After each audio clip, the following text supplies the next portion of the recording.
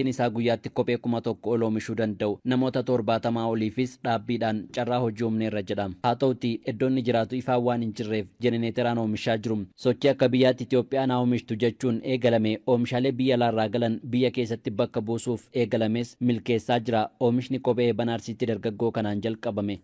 Waan baay'ee namatti toluu fi nama gammachiisudha. Harka fuudhe jaalatamtootaa fi kabajamtoota hordoftoota keenya jirtu fayyaa keessanii baga jiraattan isin jecha egaa aadaa shubbisaa kanatti bohaaraa sumaan sagalee koo akka dhaggeeffattaniif jechuudha. Baay'ee tokko jechuudha. Natti tole maaliifi hojiin biyya keenya keessatti dargaggoota uumamuu isaatitti baay'een gammada.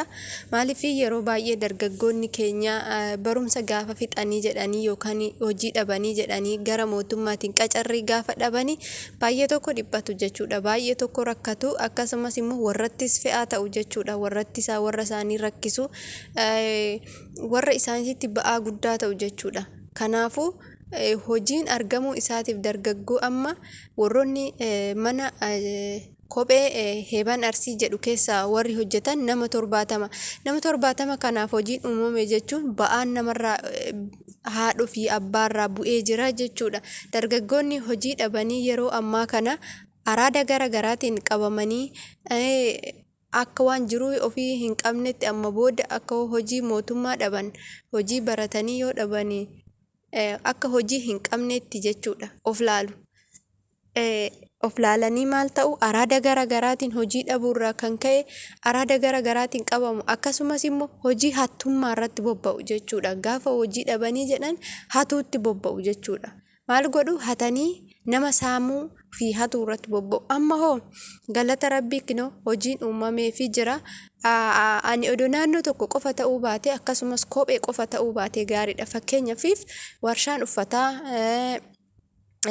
makiinaa hodhuu kunniin osoo warroota hin beekin barsiisanii akkasitti dargaggoonni hojii uummatanii gaariidhaan jedhaan.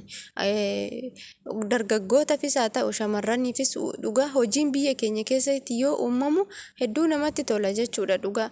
Garuu gaafa hojiin amma hojii dhabaniiti malee shamarranis kan biyya ormaa kana filatanii jiru gaarii biyya keessatti galanii mana ijaarratanii jiraachuudhaaf malee hundi keenya osoo hojiin biyya keenya keessatti hojii jiraate seeraan nama kan qacaran ta'e nama kan hojjisiisan ta'e nutis wanti nuti biyya keenya nu baase tokkoyyuu hin jiru jechuudha. Akkasumas dargaggoonni keenya kan harki caalu kun araada garaagaraatiin qabamaa kun immoo dhokatee hataa kun immoo hojii saamichaa irratti jechuudha. Hojii kiyya jedhee hojii saamichaatitti eenyummaa ofii jijjiire nama hin beekne fakkaate yeroo ammaa kana kan saamaa jiru ilmatuyyuu abbuma saamaa jira jechuudha. Sababni kun kan ka'eef maaliif hojii dhabuurraa kan ka'e Itoophiyaa keessa hojiin hin jiru jedhanii waan yaadaniif naannoo isaanii keessatti hannaan gadi bahan jechuudha. Kun immoo dhugaa hojii boqonnaa sammuuti. Anu baay'een itti gammade jechuudha. Laalee warshaa kana hedduu tokko nama gammachiisa jechuudha. Ani maqaa kophee irratti barreeffamee miti dargaggoota 70 hojii argatan santu baay'ee na gammachiise jechuudha. Dargaggoota hojii argatan santu hedduu na gammachiise waan na gammachiisullee dhabe jechuudha. Kana jechuun dargaggoota 70 jechuun mee ilaalaa isaanuu boru immoo deebi'anii namoota akka isaaniitiif hojii uumuu kan danda'an jechuudha. Dhugaa baay'eetti kan nama gammachiisudha. Baay'ee ammas daddabalee wantoonni dargaggoota keenyaaf hojii uumu wantoonni akka dargaggoonni keenya biyyaa hin baane karaa Liibiyaatiin karoota garaagaraatiin karaa baqaa deemanii ijoolleen keenya gimmaashni kan dhumaa jiran jechuudha. Kan immootu jechuudha. Kanumarra maal nufu homaa bu'aa hin qabnu achuma deemnee duuna jedhaniifaa jechuudha. Fedhii isaaniitiin kan waraanatti makamanii deeman hedduu jira jechuudha. Sababni kun kan ka'e maaliif hojii hin qabanii hin taa'u yoo deemne duune jedhaniiti jechuudha kan deeman. Deemne duune jedhanii deemu malee deemne biyya keenya lolla jedhaniiti miti jechuudha. Yookaan biyya keenyaaf dhaabbanna jedhaniiti miti jechuudha. Achi deemnet yoo duunes duune jiraannus biyya keenyaaf jiraanna jedhaniiti kan garaa isaanii muratanii deeman. Garuu otoo hojiin jiraate wanti hojjetan jiraate kun hundumtuu dhiibban kun hundi hin dhufu jechuudha. Dhugaa baay'ee tokko itti gammade namoonni baay'een ijoollee baay'een garuu gara gandaatittis fudhatanii haasa'aa jiru. Namni ganda ofii kan jibbu hin jiru, hundumtuu hin jaalata, hundi keenya hin jaalanna. Akka gandaatitti miti jechuudha warshaan kun kan uumame. Eenyumtuu achi biyya biraatirraa illee dhufe, naannoo biraatirraa illee dhufe, Arsii qofa miti jechuudha. Naannoo biraatirraa illee dhufe hojjechuu hin danda'a jechuudha. Heeban keessatti warshaa kana keessatti qacaramee hojjechuu hin danda'a. Ogummaa isaa barachuu hin danda'a. Ogummaa hojii kanaa immoo gaafa barate innis warshaa mataa isaa uummachuu hin danda'a jechuudha. Inni biraa immoo ibsaan hin jiru jedhan bakka sanatti jechuudha.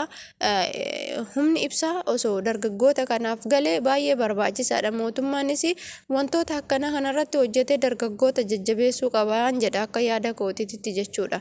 Mootummaanis haa ta'u, miti mootummaanis haa ta'u, haawwoleen keenya, abbooleen keenya kanarratti abbooleen qabeenyaa dargaggoota keenya bira dhaabbatanii dargaggoota keenya kana jabeeffachuu qabu, guddisuu qabu. Kana caala irratti hojii uumuu, hojii dabalataa, ammas waan biroo uumanii dargaggoonni keenya biyya isaanii keessatti of danda'anii akka hojjetan.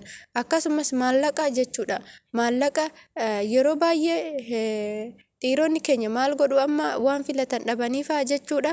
Shamarran biyya Arabaa filatan jechuudha. Kan biyya keessaa birrii hin qabdu, maallaqa hin qabdu, homaa nuuf hin gootu jedhanii waan yaadaniif shamarran biyya ormaa kana jirtu faa jechuudha. Kan barbaadatan, kan jiruudhaafis barbaadatan osuma jiru kan maallaqa faayidaadhaafis barbaadu jiru jechuudha. Kun maalirraa kan ka'e? Hojii dhabiinsarraan kan ka'e jechuudha dhugaa. Kanaafuu dargaggoota keenya haala kanaan jajjabeessuun baay'ee gaariidha. Mootummaanis osoo karaa ibsaa kanaan gargaaree, ibsaan hin jiraanne jenereetarri immoo baay'eetti gaazii nyaata waan ta'eef baay'ee isaan miidhuu danda'a. Hojii isaanii wajjin nyaata isaanii jedhee, uffata isaanii jedhee wantoota isaan barbaachisu gochuuf dhabuu danda'a waan ta'eef kanarratti osoo uummannis waliigalee dargaggoota keenya biyya keessa jiran jajjabeessanii hojii gaggaarii akka isaan wanta gaggaarii hojjetan deebisanii immoo isaanumatu iyyuu garagalee maal godha? Kan kufe kaasa jechuudha. Kan kufan amma kan hojii uuman kanarra caala darbanii wanta biyya isaanii utubuu danda'u tokko, biyya isaanii keessaa hiyyummaa fageessuu danda'u tokko hojjechuu danda'u jechuudha. Xiqqoorraa ka'anii guddaarra ga'uu jechuudha. Tokko immoo hin lola jechuudha. Akkam maqaa Arsii kophee irratti barreessitu. Kuni hojiidha malee wanta siyaasummaa yookaan gandummaati miti. Hojiidha. Kanaafuu meediin Heeban Arsii jechuun magaalaa Heeban Arsii jedhamu keessatti hojjetamedha, waan biraa miti jechuudha. Kanaadha. Waan balleesse dhiifama naa godhaa, dogoggora kooyi. Egaa baga gammadee